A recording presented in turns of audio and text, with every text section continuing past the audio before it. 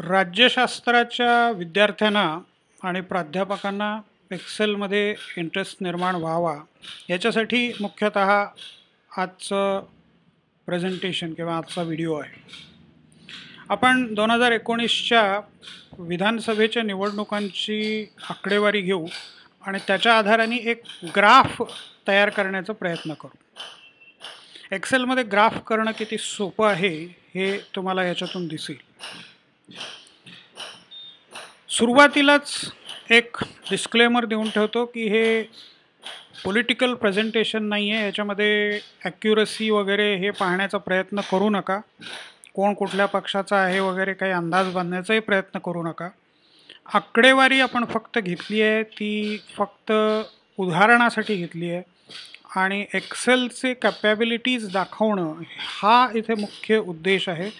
कुठलंही political presentation किंवा political prediction हा उद्देश इथे अजिबात नाही. त्यामुळे केवळ टेक्निकल दृष्टिकोनातून या व्हिडिओकडे पहा. आता आपण इथे टायटल्स दिलेले आहेत, पॉलिटिकल पार्टी आणि सीट्स. तर BJP, Shivsena, NCP, Indian National Congress, others आणि इंडिपेंडंट. आता हे मी सॉर्ट केलं आहे. सॉर्ट कसं करतात हे पुन्हा एकदा आपण त्यानिमित्ताने बघूया. Data sort.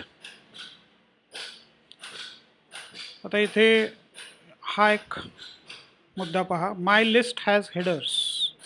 हे जर काढून टाकलं तर पॉलिटिकल पार्टी या हेडिंगसहित सगळं सॉर्ट होईल.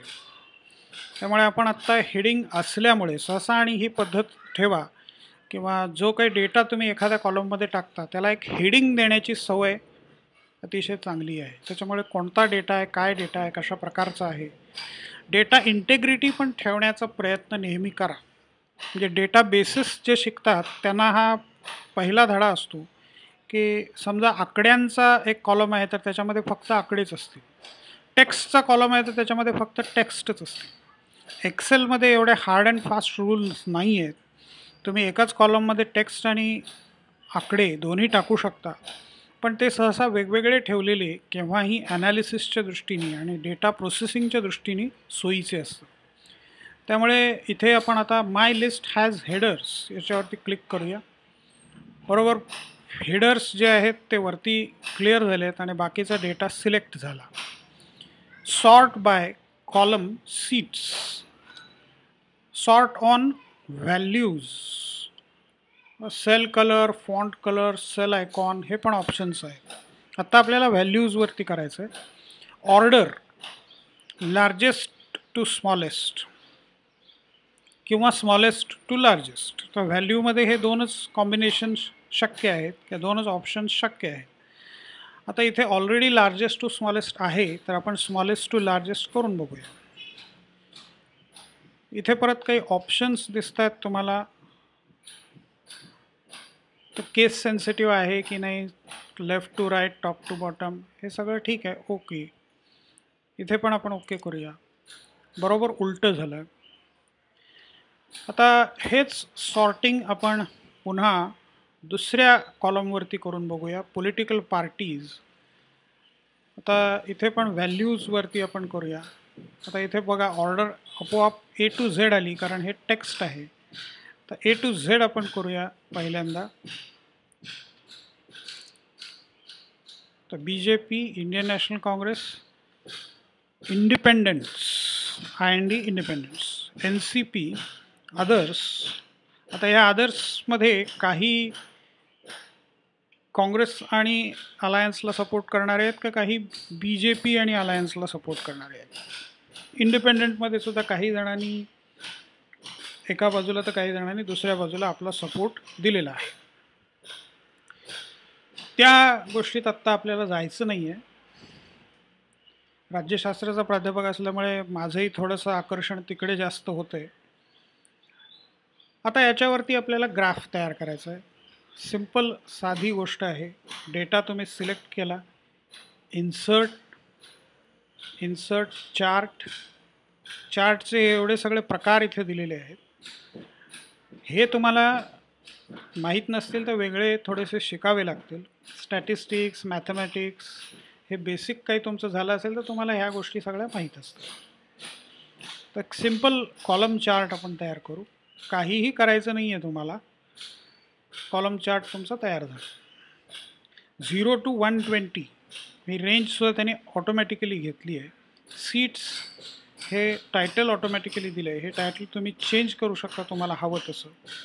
आता इथे जर तुम्हाला डेटा लेबल्स बघायचे असतील, इथे दिसतंय व्हॅल्यू 105, तर हे लेबल्स जर इथे टाकता असेल तर राईट क्लिक करा आणि add data labels. Trend line वगैरे आत्ता ॲड करायची या चार्टमध्ये गरज दिसत नाही आहे.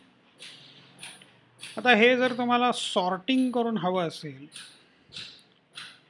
सगळ्यात मोठ्यापासून सगळ्यात छोट्यापर्यंत असा ग्राफसुद्धा व्यवस्थित दिसायला हवा असेल, सिलेक्शन आपण पूर्ण डेटाचं करूया.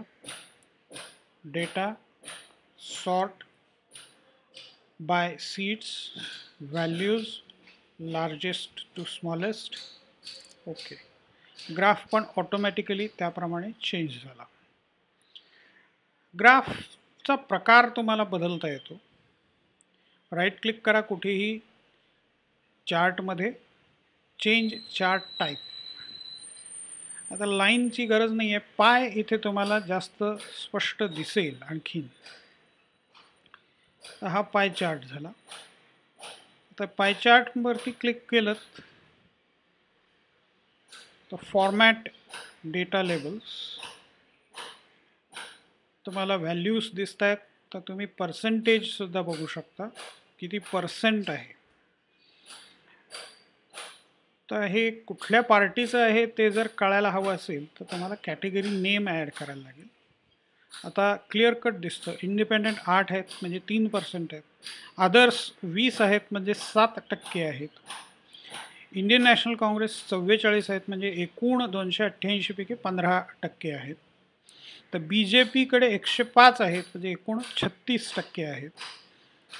इथे शिवसेनेकडे 57 आहेत म्हणजे एकूण 288 पैकी 20% आहेत. त्याच्या खालोखाल एन सी पीकडे 54 आहेत म्हणजे 19% आहेत. आता हा समजा चार्ट तुम्हाला छोटा वाटतोय तर इथे आणखीन एक ऑप्शन आहे, मूव. राईट क्लिक केलं तुम्ही चार्टमध्ये जाऊन मूव चार्ट.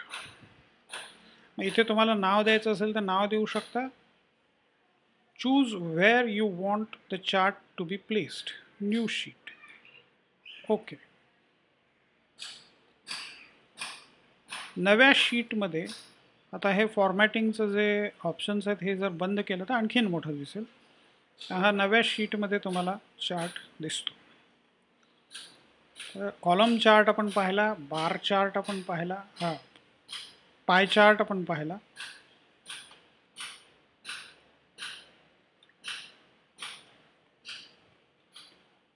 तर असेच आणखीन काही प्रकारचे चार्ट्स तुम्हाला ऑप्शन्स इथे कमी दिसत आहेत. मला बार चार्टचा ऑप्शन हवा होता पण तो आत्ता इथे दिसत नाही आहे. कॉलम आणि हे बार. तर हा बार चार्ट साधारणपणे वर्तमानपत्रामध्ये हा बार चार्ट वापरला जातो. तर ह्या प्रकारे तुम्ही तुमच्या डेटाचे चार्ट्स बनवू शकता. वेगवेगळा डेटा घ्या आणि त्याच्यावरून प्रयोग करण्याचा प्रयत्न करा. एक मी तुम्हाला आत्ता सुचवू शकतो की 1962 पासून ते 2019 पर्यंतचे सगळे आकडे घेऊन तुम्ही एक चार्ट बनवू शकता. तर तुम्हाला महाराष्ट्राच्या राजकारणाचं चित्र किंवा निवडणुकीतल्या आकडेवारीचं चित्र अगदी स्पष्ट दिसेल. गुगल शीट्समध्ये मी हे तयार केलं आहे. आता जाता जाता आणखीन एक गोष्ट सांगायची अशी की तुम्ही एक्सेल एकदा पूर्णपणे परफेक्ट शिकलात की त्याचे 2 फायदे आणखीन आहेत की तुम्ही गुगल शीट्ससुद्धा वापरू शकता.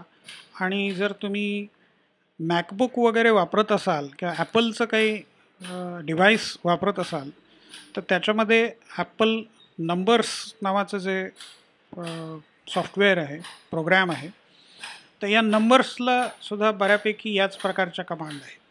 तर तुम्ही एक्सेल शिकलात तर तुम्हाला नंबर्स पण येईल आणि तुम्हाला गुगल शीट्स पण येतील.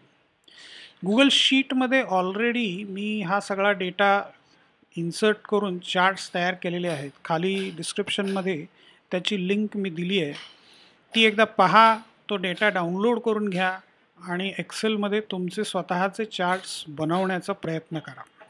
हे एक प्रकारे तुमचं विद्यार्थ्यांसाठी म्हटलं तर होमवर्क असेल आणि शिक्षकांना हे प्रेझेंटेशन करण्यासाठी चांगली प्रॅक्टिस म्हणून वापरता येईल. अर्थात ज्यांना एक्सपर्टाईज ज्यांच्याकडे आहे त्यांनी सूचना कराव्यात, त्यांनी सजेशन्स द्याव्यात.